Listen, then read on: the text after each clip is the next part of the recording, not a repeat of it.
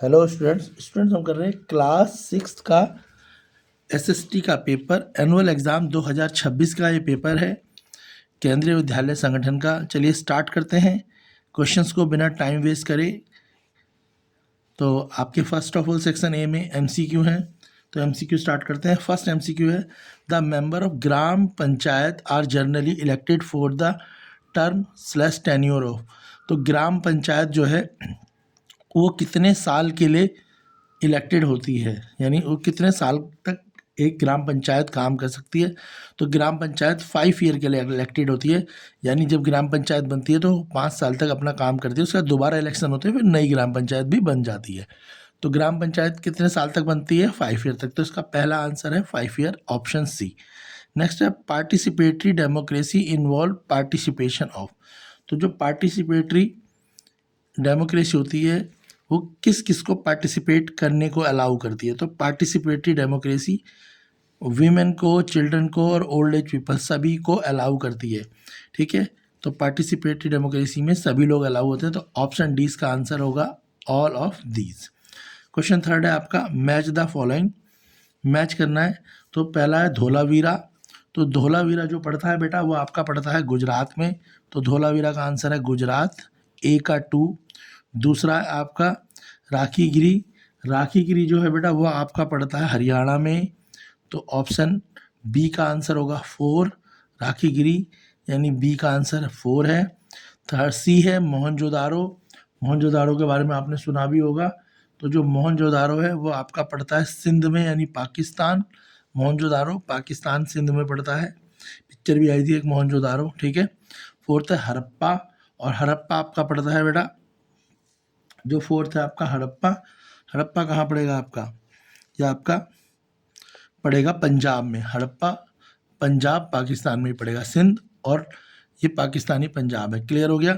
तो ए का आंसर है आपका 2, बी का है 4, सी का है 1, डी का है 3। ये मैच द फॉलोइंग है। क्लियर है? नेक्स्ट क्वेश्चन है question fourth, who was the first Indian women to climb the Mount Everest. ये सबको ही पता है कि पहली वुमेन कौन थी इंडिया की जो सबसे पहले माउंट एवरेस्ट चली थी। तो बचेंद्री पाल है, ऑप्शन ए करेक्ट आंसर है। फोर्थ का आंसर है ऑप्शन ए बचेंद्री पाल। बचेंद्री पाल पहली औरत, महिला औरत थी जिसने माउंट एवरेस्ट में सबसे पहले चढ़ी थी। क्लियर है? नेक्स्ट है question fifth, fill in the blank.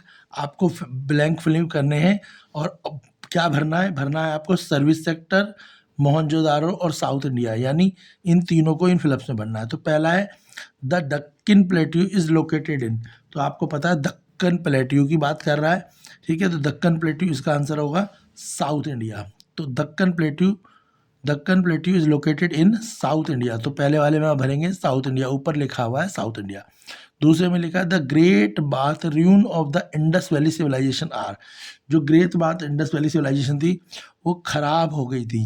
ठीक है, तो लिखा है ना ruins of the Indus valley civilisation are at. तो इसमें बोलेंगे जो इंडस वैली सिविलाइजेशन है इसका आंसर होगा मोहनजोदाड़ो। तो दूसरा फिलअप होएगा मोहनजोदाड़ो। इंडस वैली सिविलाइजेशन में लिखेंगे मोहनजोदाड़ो। थर्ड है the other name of tertiary sector. Tertiary sector का दूसरा नाम क्या होता है? तो टर्सरी सेक्टर का दूसरा नाम होता है सर्विस सेक्टर, जिसके अंदर आते हैं बैंक आते हैं, LIC वाले आते हैं, या आप कह सकते हो डॉक्टर जो आपको ट्रीटमेंट देते हैं। ये सब क्या है? बैंक, LIC, इंश्योरेंस एजेंट, ये सब क्या है? सर्विस सेक्टर है। तो थर्ड वाले का आंसर जो है टर्सरी सेक्टर का आंसर होगा सर्विस सेक्टर। तो यहाँ पे आंसर दे रखे हैं, इनके आप हिसाब से आपको आंसर भरने हैं। नेक्स्ट है which of the following is not the part of land form. Land form का इनमें से कौन सा पार्ट नहीं है? ऑप्शन दे रखे हैं आपको glacier, hill, mountain and plateau. इनमें से कौन सा पार्ट नहीं है? तो ग्लेशियर जो है वो पार्ट नहीं है किसका? Glacier is not the part of land form. Glacier एक बर्फ का क्या होता है? ग्लेशियर तो आपको पता है ना, एक बर्फ का पहाड़ होता है। तो ग्लेशियर इसका आंसर है। तो 6 का आंसर है ग्लेशियर, ऑप्शन ए। 7th में लुक एट द पिक्चर, इस पिक्चर को देखना है and right the name of the activity and their economic sector from which they belong. तो ये पिक्चर को देख के बताना है कि कौन सा सेक्टर से कौन सी एक्टिविटी करती है। तो पहले तो आपको एक्टिविटी पता होनी चाहिए, ये पता होना चाहिए कौन कौन से सेक्टर हैं हमारे पास है प्राइमरी सेक्टर, सेकेंडरी सेक्टर और टर्सरी सेक्टर। ये तो आपको बच्चों पता ही है कि 3 प्रकार के सेक्टर हैं, प्राइमरी, सेकेंडरी और टर्सरी, जिनको मेनली हम 6th में स्टडी करते हैं। तो देखो पहली पिक्चर में लिखा हुआ है पेड़ पौधे बने हुए हैं, यानी ये नेचुरली बने हुए हैं, नेचर से बने हुए हैं। यानी जब भी हम एग्रीकल्चर की बात करें, प्लांट की बात करें, तो वो पहला सेक्टर कहलाता है और पहले सेक्टर को प्राइमरी सेक्टर। तो पहला वाली जो पिक्चर है वो प्राइमरी सेक्टर की है। दूसरी में लिखा है caring the sugar can buy truck, sugar cane को ट्रक से लेके जाया जा रहा है। तो शुगर कैन को ट्रक से ले आ रहे हैं, ठीक है, तो यानी एक जगह से दूसरी जगह छोड़ रहे हैं। तो ये क्या है, ये आपका टर्सरी सेक्टर है। तो दूसरी वाली जो पिक्चर है जिसमें शुगर कैन को ट्रक के द्वारा ले जाया जा रहा है वो टर्सरी सेक्टर है। तीसरी है शुगर मिल। शुगर मिल कहाँ होती है, जहाँ पे जिसमें गन्ने से चीनी को बनाया जाता है, तो शुगर मिल बोलते हैं। तो जो फैक्ट्रियाँ होती है उन्हें सेकेंडरी सेक्टर, एग्रीकल्चर को प्राइमरी सेक्टर, फैक्ट्रियों को सेकेंडरी सेक्टर, और जिस सेक्टर में सिर्फ तुम्हारी सर्विस हो, जैसे अब यहाँ पे गन्ने को ट्रक से ले आया जा रहा है, ये थोड़ी कि ट्रक तुम्हारा हो गया, गन्ना ट्रक वाला एक जगह से दूसरी जगह छोड़ेगा और किराया ले लेगा, इसके कारण ये हो गया टर्सरी। यानी पहले वाला प्राइमरी सेक्टर है, दूसरे वाला टर्सरी सेक्टर है, और जो फैक्ट्री है वो आपका सेकेंडरी सेक्टर है। फिर शॉपकीपर सेलिंग द शुगर, और शॉपकीपर शुगर को सेल कर रहा है और प्रॉफिट कमा रहा है, तो ये भी टर्सरी सेक्टर। तो जो पहली पिक्चर है नेचर वाली वो प्राइमरी सेक्टर है, दूसरी पिक्चर जो है टर्सरी वाली है, शुगर मिल वाली जो है सेकेंडरी वाली है, और शॉपकीपर वाली वापस से टर्सरी वाली पिक्चर है। नेक्स्ट क्वेश्चन है व्हाट इज जिला परिषद। जिला परिषद क्या है, इसमें पूछा हुआ है जिला परिषद क्या है। तो आपको पता ही है बेटा जिला परिषद क्या होती है। तो जो जिला परिषद है वो होती है आपकी local government of block level. गांव वगैरह में जो लोकल गवर्नमेंट होती है ब्लॉक लेवल पे, उसे जिला परिषद बोलते हैं। तो 8th का आंसर है local level of block level, option 20 का आंसर होगा local level of block level. Clear है। Question number 9, who is known as a missile man of India. India का मिसाइल मैन के नाम से किसको जाना जाता है, यह आपको पता ही है कि मिसाइल मैन के नाम से जाना जाता है डॉक्टर APJ अब्दुल कलाम को, जो हमारे प्रेसिडेंट भी रह चुके थे। ठीक है ना, क्लियर है ये बात। तो APJ अब्दुल कलाम हमारे इंडिया के प्रेसिडेंट भी रहे हैं और उनको मिसाइल मैन के नाम से जाना जाता है। तो ऑप्शन बी आंसर है क्वेश्चन 9 का। क्वेश्चन 10 है who is the executive head of the government. Government का एग्जीक्यूटिव हेड कौन होता है, यानी जो सरकार, देखो गवर्नमेंट कब बनती है, जब हम वोट देते हैं और वोट देने के बाद जो को सबसे ज़्यादा वोट मिलते हैं, या वो किसी गठबंधन के साथ सरकार मिलके अपने जो पार्लियामेंट में पूरी सीटें क्लियर कर देती है और बता देती है कि वो बहुमत वाली सरकार है, तो उसी का जो हेड होता है उसे बोलते हैं हम एग्जीक्यूटिव हेड। तो प्राइम मिनिस्टर जो है इसका आंसर होगा, 10th का आंसर होगा ए प्राइम मिनिस्टर। प्राइम मिनिस्टर जो होता है एग्जीक्यूटिव मिनिस्टर होता है या एग्जीक्यूटिव हेड होता है, क्योंकि इसी के पास सारी पावर होती है। देश में कोई कानून में चेंज करना है, किसी देश के साथ अच्छे रिलेशन बिल्ड करने हैं, डिफेंस के कोई बड़े फैसले लेने हैं, तो ये सारी चीज़ों के लिए प्राइम मिनिस्टर जो एग्जीक्यूटिव हेड होता है। तो 10th का आंसर होगा ए एग्जीक्यूटिव हेड। नेक्स्ट है क्वेश्चन नंबर 11, ट्रू फॉल्स वाला है। फर्स्ट है क्वेश्चन नंबर 11 में ट्रू फॉल्स। पहला है doctor APJ Abdul Kalam was renowned scientist and nickname the missile. अभी यही क्वेश्चन पहले भी पढ़ा था कि मिसाइल मैन, और यहाँ भी लिखा है कि अब्दुल कलाम जो थे वो काफ़ी फेमस साइंटिस्ट थे, क्या उन्हें उनका छोटा नाम मिसाइल या मिसाइल मैन था। तो ट्रू है, तो ए आंसर ट्रू है, ए वाला ट्रू है। तो उन्हें मिसाइल मैन ऑफ इंडिया के नाम से जाना जाता था। नेक्स्ट है B, the other name of tertiary sector is service sector. अभी मैंने बताया था बैंकिंग हो गई, ट्रांसपोर्टेशन हो गई, ये सब क्या कहलाता है, ये आपका टर्सरी सेक्टर भी कहलाता है और सर्विस सेक्टर भी कहलाता है। तो ऑप्शन बी भी ट्रू होगा आपका। थर्ड है mountain and hill belong to the same type of landform.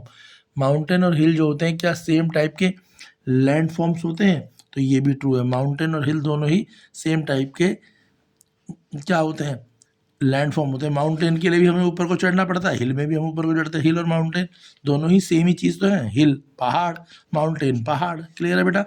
Next question number 12, supreme court of India is situated in. Supreme court जो है इंडिया का वो कहाँ पर है, तो इंडिया का जो सुप्रीम कोर्ट है उसके लिए पूछा है वो कहाँ पर है, तो इंडिया का सुप्रीम कोर्ट न्यू दिल्ली में है।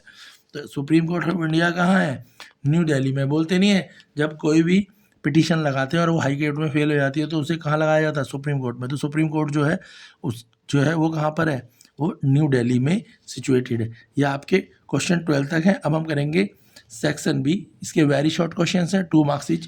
पहला क्वेश्चन है right few line on panchayat Raj institute. Panchayat Raj institute के बारे में आपको कुछ लाइनें लिखनी है। क्वेश्चन 14 है write the Indians two epic name, India के 2 एपिक नेम बताओ, ठीक है। क्वेश्चन 15 है explain the function of Gram Sabha, इसमें बताना है आपको ग्राम सभा के function. Question 16 what are the teaching of Jainism, Jainism ने हमें क्या शिक्षा दी। और क्वेश्चन 17 है give few example of secondary sector, secondary sector के कुछ एग्जाम्पल देने। चलिए जल्दी से हम इसके आंसर देख लेते हैं और कर लेते हैं। तो फर्स्ट क्वेश्चन था आपका few lines on the panchayat Raj institution, तो पंचायत राज के बारे में कुछ लाइनें, तो हम लिखेंगे Panchayat Raj is a system of local self government. तो पंचायत राज क्या होता है, एक सिस्टम होता है लोकल सेल्फ गवर्नमेंट का इन रूरल इंडिया, जो गांव इंडिया के गांव में मिलता है। कहाँ पे मिलता है, रूरल इंडिया में। इट वाज फॉर्मलाइज्ड, इसे बनाया गया by the 73rd constitutional amendment act 1992, यानी जो आपका पंचायत राज इंस्टीट्यूट था उसे 1992 में बनाया गया। और इसके क्लियर है यहाँ तक, तो ये आपको लिख देना है कि पंचायत राज का एक सिस्टम है लोकल सेल्फ गवर्नमेंट का, और ये कहाँ होता है पंचायत राज सिस्टम, रूरल इंडिया में, यानी गांव देहात में आपको ये देखने को मिलेगा।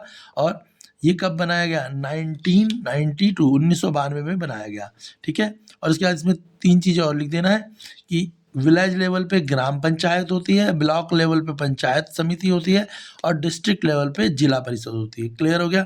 तो सबसे छोटी जो होती है वो ग्राम पंचायत है, उससे थोड़ी बड़ी जो है वो पंचायत समिति है, और जो सबसे बड़ी है उसे बोलते हैं जिला परिषद, और ये डिस्ट्रिक्ट लेवल पे होती है। क्लियर हो गया। क्वेश्चन जो आपका नेक्स्ट था 14 क्वेश्चन, उसमें था write the Indian two epic name, India के 2 एपिक नेम पूछे गए हैं।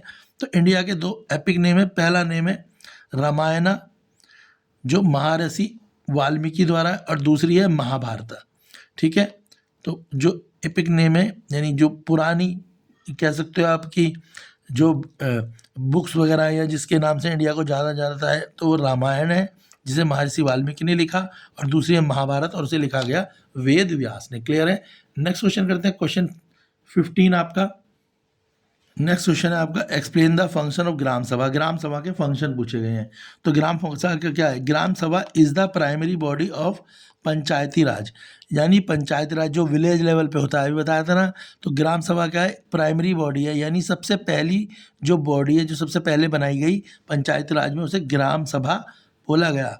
और उसका फंक्शन होता है रिव्यू द बजट, बजट जो गांव के लिए कितना पैसा चाहिए जो सरकार दे देगी, आइडेंटिफाई द बेनिफिशरीज, और गांव में कौन लोग हैं जिनको उस पैसे की ज़रूरत पड़ेगी, और मॉनिटरिंग द डेवलपमेंट वर्क, और गांव में किन किन डेवलपमेंट की ज़रूरत है, जैसे वहाँ रोड की ज़रूरत है, इलेक्ट्रिसिटी की ज़रूरत है, तो ये सब कामों को करना जो है किसका काम है, ग्राम सभा का काम है। तो ग्राम सभा के फंक्शन क्या है, पहला रिव्यूइंग द बजट, यानी गांव के लिए जो बजट है वो चाहिए, ठीक है। दूसरा आइडेंटिफाई द बेनिफिशरीज, यानी जिनको जो गरीब हैं या कोई प्रकार की समस्या है उनका फ़ायदा कैसे कराया जाए, सरकार उन्हें कुछ फंड देगी ताकि उनका वेलफेयर होए।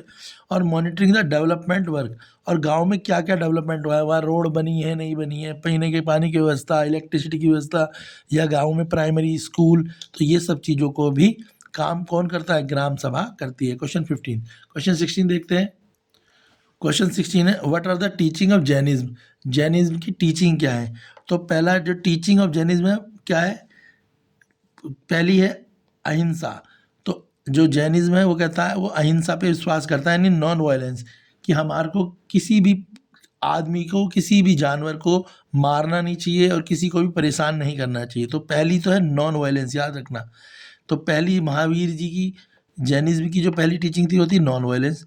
दूसरी क्या थी, दूसरी थी तीर्थाना, ठीक है। दूसरी कौन सी है, तीर्थाना, यानी हमें फेद रखना चाहिए भगवान पे, और हमें नॉलेज होनी चाहिए, और हमें अच्छे काम करने चाहिए। तीसरा ट्रूथफुलनेस, और हमेशा हमें सच बोलना चाहिए। तो पहली है अहिंसा, दूसरी है तीर्थाना, और तीसरी है ट्रूथफुलनेस। अहिंसा का मतलब नॉन वायलेंस, किसी को नहीं मारना।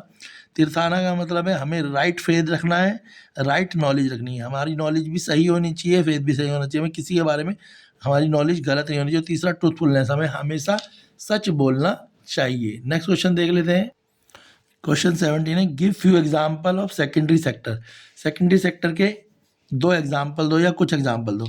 तो पहले तो आपको पता होना चाहिए सेकेंडरी सेक्टर क्या होता है। यानी सेकेंडरी सेक्टर होता है मैन्युफैक्चरिंग सेक्टर, जो फैक्ट्रियाँ होती हैं उन्हें सेकेंडरी सेक्टर में लाया जाता है, और खेती जो होती है वो प्राइमरी सेक्टर होता है। तो सेकेंडरी सेक्टर का मतलब क्या है, जो फैक्ट्रियाँ होती है, याद रखना। Secondary sector involve the processing raw material into finish good, यानी मैन्युफैक्चरिंग। जैसे हम लकड़ी कहीं गोदाम में भेजें और उस लकड़ी से सोफ़ा बने तो मैन्युफैक्चरिंग। हम क्या करें, स्टील भेजें और उस स्टील से क्या बने, टॉयज़ बने, तो जो टॉयज़ बनाने वाली है वो फैक्ट्री है, वो सेकेंडरी सेक्टर है। तो इसमें अब इसके बाद एग्जांपल है, तो स्टील प्लांट पहला एग्जांपल लिख सकते हैं, जहाँ पे स्टील से टॉय बनेंगे, बर्तन बनेंगे। दूसरा टेक्सटाइल मिल, टेक्सटाइल मिल यानी कपड़े की मिलें जिनसे कपड़ा बनेगा, कपड़ा बनेगा, पैंट शर्ट भी बन सकती हैं, उनके द्वारा चादरें बन सकती हैं, ठीक है, तो यानी कपड़े से रिलेटेड। तीसरी ऑटोमोबाइल्स फैक्ट्रीज, यानी जहाँ पे कार बनाई जाए, बाइक बनाई जाए, तो ठीक है। तो सेकेंडरी सेक्टर कौन सा सेक्टर, यानी फैक्ट्रियाँ। और फैक्ट्रियों में बहुत सारे एग्जाम्पल हो सकते हैं, आप 3 एग्जाम्पल याद कर लें, स्टील प्लांट, दूसरा टेक्सटाइल मिल, तीसरा ऑटोमोबाइल फैक्ट्री। स्टील प्लांट का मतलब जो क्या करते हैं, कन्वर्ट करते हैं आयरन यानी लोहे को स्टील बनाने में कन्वर्ट करते हैं। टेक्सटाइल मिल क्या होती है, वीविंग कॉटन इनटू क्लॉथ, कपड़े को सील के उनसे क्लॉथ बना देती हैं, जो कॉटन हो उससे क्लॉथ बनाती हैं। Automobile factor manufacturing the cars and bike, जो मैन्युफैक्चर करती है कार और बाइक को।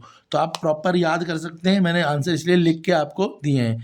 नेक्स्ट देखते हैं हम section C, question number 18। Question number 18 है आपका, write the different name of Makar Sankranti with their state. तो मकर संक्रांति जो है उसके जो अलग अलग स्टेट में क्या क्या नाम होते हैं। तो देखो मकर संक्रांति पहले तो आपको पता है हार्वेस्टेबल का फेस्टिवल है। इस फेस्टिवल में क्या होता है, हार्वेस्टिंग के लिए इस फेस्टिवल को जाना जाता है। चलिए अब आगे देख लेते हैं। तो देखो पहला मकर संक्रांति यानी 14 जनवरी को होता है। तो पोंगल तमिलनाडु में मनाया जाता है 14 जनवरी को। बिहू असम में मनाया जाता है। लोहड़ी 13 और 14 पंजाब में मनाई जाती है लोहड़ी। और उत्तरायण गुजरात में मनाई जाती है। तो आप बोल सकते हैं मकर संक्रांति के इन्होंने पूछा है, आप 2-3 नाम बता दें अलग अलग, और कौन कौन सी स्टेट में। तो पोंगल तमिलनाडु में होता है, बिहू जो होता है आसाम में होता है, लोहड़ी जिसे पंजाब में 13 या 14 जनवरी को करते हैं, और उत्तरायण जो है वो गुजरात में होता है। और ये सारे हार्वेस्टेबल फेस्टिवल माने जाते हैं। क्लियर हो गया, तो आपसे पूछा गया था। नेक्स्ट क्वेश्चन देख लेते हैं इसका ही। क्वेश्चन 18 का एक और वाला क्वेश्चन भी था, what is democracy and its importance. Democracy क्या होती है और इसकी इंपॉर्टेंस क्या है। तो डेमोक्रेसी क्या है, is a system of government where the power is vested in the people. तो डेमोक्रेसी एक सिस्टम है गवर्नमेंट का जहाँ पे पावर किसके पास होती है, पब्लिक के पास होती है, जनता के पास होती है, ठीक है। डिस्क्राइब बाय अब्राहम लिंकन, और इसके बारे में अब्राहम लिंकन ने बताया था। सबसे पहले डेमोक्रेसी को अब्राहम लिंकन ने क्या करा था, इंट्रोड्यूस कराया था। तो डेमोक्रेसी एक ऐसा सिस्टम है जिसमें जो पावर होती है वो किसके पास होती है, ठीक है। क्लियर हो गया आप यहाँ पे। इसके बाद डेमोक्रेसी की इम्पोर्टेंस क्या है ये भी पूछी गई थी। तो देखो डेमोक्रेसी की बेटा बहुत इंपॉर्टेंस है, इक्वालिटी। डेमोक्रेसी के कारण ही किसी भी कंट्री में, या इंडिया की बात करें तो इंडिया भी एक डेमोक्रेटिक कंट्री है। यहाँ पे हिंदू मुस्लिम सिख ईसाई सभी को लॉ के आगे सब इक्वल है, और कोई किसी जात का हो, ऊंची जाति का हो, नीची जाति का हो, सबको कानून के आगे इक्वली अधिकार दिए गए हैं, या वो किसी कास्ट के हो। तो पहला डेमोक्रेसी का इंपॉर्टेंस है इक्वालिटी। तो इक्वालिटी के कारण every citizen equally regards of caste, religious और जेंडर, सभी लोगों को इक्वल माना जाएगा, वो किसी भी जाति, कास्ट या जेंडर के हो। दूसरा प्रोटेक्शन ऑफ राइट्स, डेमोक्रेसी के कारण ही सभी लोगों को राइट्स दिए गए हैं, और उनके राइट्स की प्रोटेक्शन का काम भी किसका है, हमारे लॉ का है। तो यानी सभी को कुछ फंडामेंटल राइट्स हैं और फ्रीडम है स्पीच की। जैसे फंडामेंटल राइट्स क्या है, हमें किसी भी धर्म को हम मान सकते हैं, पूजा करने की हमारे को स्वतंत्रता है, कहीं भी जाने की स्वतंत्रता है। इसी तरीके से अगर हमें लगता है कि कोई सरकार गलत काम कर रही है तो हम उसके खिलाफ बोल भी सकते हैं, तो हमें फ्रीडम ऑफ स्पीच भी है सभी सिटीजन को। Accountability, leaders are elected by the people are as the answer to them, if they don't perform they can be voted out. तो अकाउंटेबिलिटी भी डेमोक्रेसी में मिलती है। अगर कोई सरकार को हम वोट देते हैं और जिताते हैं, अगर वो सरकार अच्छे से काम ना करे तो हम उसे 5 साल में बिना वोट दिए हटा भी सकते हैं, क्योंकि डेमोक्रेसी में क्या होता है, हर 5 साल में चुनाव होते हैं। और अगर कोई गवर्नमेंट अच्छे से काम नहीं कर रही है, चाहे वो स्टेट की गवर्नमेंट है चाहे सेंटर की गवर्नमेंट है, तो हम अगली बार उसे वोट नहीं देंगे, तो और उसे हरा देंगे और दूसरी सरकार को वोट देके जिता सकते हैं। ठीक है, तो ये अकाउंटेबिलिटी है। जैसे कि बहुत समय तक कांग्रेस ने देश पे राज किया इंडिया में, अब लोगों को अच्छा नहीं लगा तो उन्होंने कांग्रेस को हटा दिया, और अब बीजेपी याद बहुत समय से क्या कर रही है, अब काम कर रही है। अगर कल को लोगों को बीजेपी का काम अच्छा नहीं लगेगा तो वो फिर बीजेपी को भी वोटिंग से हटा देंगे और किसी और नई गवर्नमेंट को वोट दे के जिताएंगे। तो अकाउंटेबिलिटी। नेक्स्ट है conflict resolution. It provide a peaceful method to resolve difference. तो नेक्स्ट काम क्या है, डेमोक्रेसी में अगर किसी कारण से किसी प्रकार का कोई झगड़ा है तो उस झगड़े को भी शांति से क्या करा जाता है, सॉल्व कराया जाता है।